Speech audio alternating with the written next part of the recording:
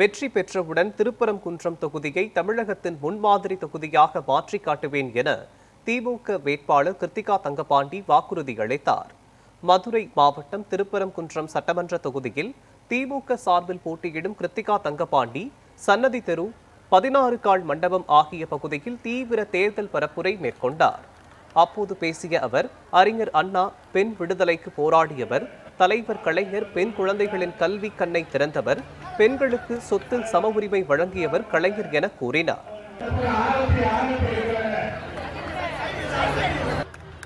அறிஞர் அண்ணா காலம் தொட்டு கலைஞர் காலம்ல இருந்து இன்னைக்கு தளபதி மு.க. ஸ்டாலின் அவர்களுடைய காலம் வரை பெண்களுக்கான முன்னேற்றத்திற்கான திட்டங்கள் தான் தொடர்ந்து கொண்டு வந்து செயல்படுத்திட்டு இருக்காங்க. அறிஞர் அண்ணா பெண் விடுதலைக்காக போராடினாரு. தலைவர் கலைஞர் அவர்கள் கல்வி கண்ணை திறந்தவர், உயர்கல்வி கண்ணை திறந்தவர் கலைஞர்னு கூட சொல்லலாம்.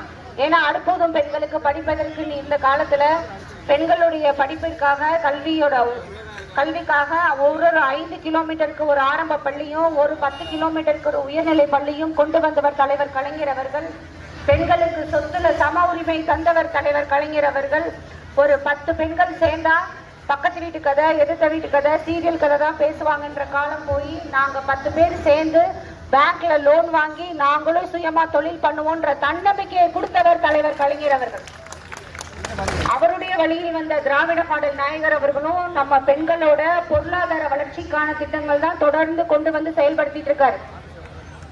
2021க்கான தேர்தல் வாக்குறுதிகளை ஒரு 5 வருஷத்துக்கு முன்னாடி தலைவர் சொல்றாரு. முக்கியமானது மகளிர் உரிமை தொகை. சொன்னோன்னே எதிர்கட்சியில என்ன சொல்றாங்க, எப்படிங்க நீங்க எல்லா குடும்ப தலைவிகளுக்கும் 1000 ரூபாய் கொடுப்பீங்க, நீங்க பொய்யான வாக்குறுதிகள் கொடுத்து மக்கள்கிட்ட வாக்குகள் சேகரிக்கிறீங்கன்னு சொல்றாங்க. ஆனா தலைவர் ஜெயிச்சு முதலமைச்சர் ஆன உடனேவும் ஜூன் மாசத்துல இருந்து இப்ப வரைக்கும் மகளிர் உரிமை தொகை எல்லாரோட அக்கௌண்ட்ல வந்துட்டு இருக்கு. வருதா இல்லையா எல்லாருக்கும்? நடுவுல வராம இருந்த கொஞ்சம் பேருக்கும் உங்களுடன் ஸ்டாலின் கேம்ப் மூலமா எல்லாருக்கும் அந்த மகளிர் உரிமை தொகை கிடைக்கும் மாதிரி வழிவகை செஞ்சு கொடுத்திருக்காரு. அதை தாண்டி இலவச விடியல் பேருந்து பயணம், புதுமை பெண் திட்டம், தமிழ் புதல்வன் திட்டம், நான் முதல்வன் திட்டம், மக்களை தேடி மருத்துவம், இல்லம் தேடி கல்வி, தாய் மாணவர் திட்டம், காலை உணவு திட்டம்னு கிட்டத்தட்ட 500 வாக்குறுதிகள் கொடுத்திருந்தாரு. எல்லாத்தையும் நிறைவேற்றிட்டு இன்னைக்கு 2026 சட்டமன்ற தேர்தலுக்கு உங்ககிட்ட வாக்குகள் சேகரிக்க வந்திருக்கோம்.